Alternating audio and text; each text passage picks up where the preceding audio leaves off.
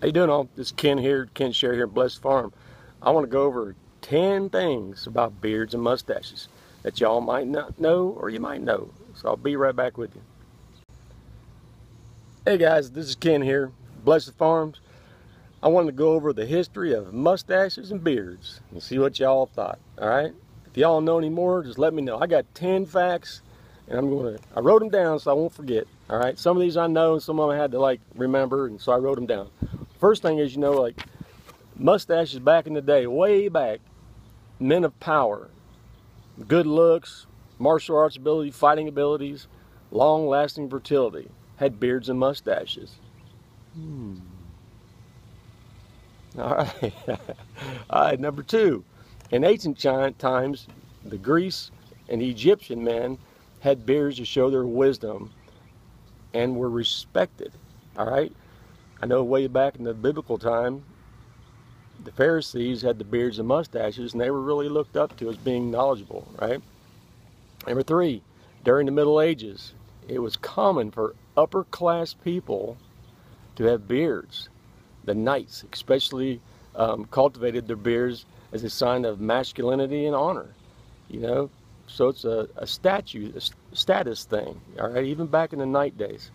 All right, mid-1900s, number four, mid-19th century, men started growing beards again, and as an expression of power and leadership ability, started happening again. It's all about power and fertility and basically who's in charge. All right, think of some men back in our history that had beards and mustaches. How about our 16th president, Abraham Lincoln? All right, Frederick III of Germany, beard and mustache. Napoleon III of where? France. Even the frogs had it, all right? They had the beard and mustaches. Charles Dickens, Karl Marx, all those guys, people we looked up to, all right, beards and mustaches.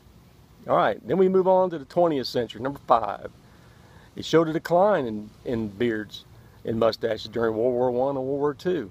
And a lot of that had to do with, during the war, they had protective masks or gas masks.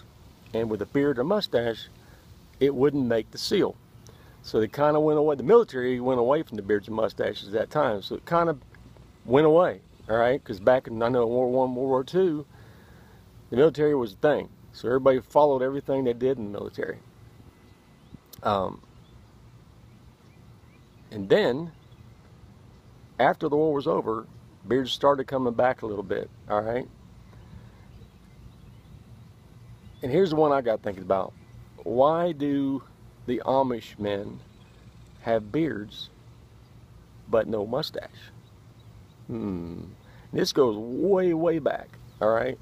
So, number seven is they don't have mustaches because back in the early days of the Amish, the only men that had mustaches were soldiers.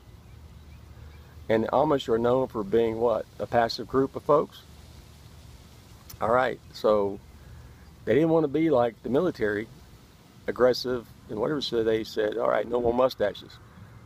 So in their earlier days, even the Mennonites over in Europe, they didn't associate themselves with those who waged war. So they strictly forbid their members for growing mustaches. All right. Number nine was the mustaches were still forbidden with the Amish, but beards are particularly a requirement. All right. So the beards were kind of known, as of now, it showed a young man of the Bible that they had the beards, right?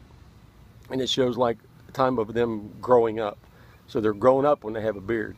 And for the Amish folks, when they grow a beard is when they do what? When they finally have gotten married, and they're showing that they're basically an adult now. Shows their manhood even since the early days. So that's why the Amish have the beard, no mustache. All right, because again, let's go over it, no mustache, because the only ones that really had that were the military, and they were the ones that actually were aggressive and warmongers, I guess, or people that went to war, and the Amish tried to separate themselves from that. But to show manhood and adulthood, they grew the beards. All right. So if you look back at the history of beards and mustaches, it was for what kind of folks? It was for guys of honor, good looks, long-lasting fertility, and their power and acceptance by the public. So it's kind of that way, going back that way now. A lot of them, a lot of folks now are growing back with beards and mustaches. So, hey, for the ones of us out there, beards and mustaches, we're full of power and fertility, or we're full of ourselves. One or the other, all right? So I just thought I'd bring you that quick little video on beards and mustache history. I appreciate y'all watching and listening to my rambling. If y'all have any questions or anything to add, please let me know. I'd love to hear it. So I appreciate y'all watching here, subscribing and sharing these videos. Again, y'all, take care, live well, and God bless y'all.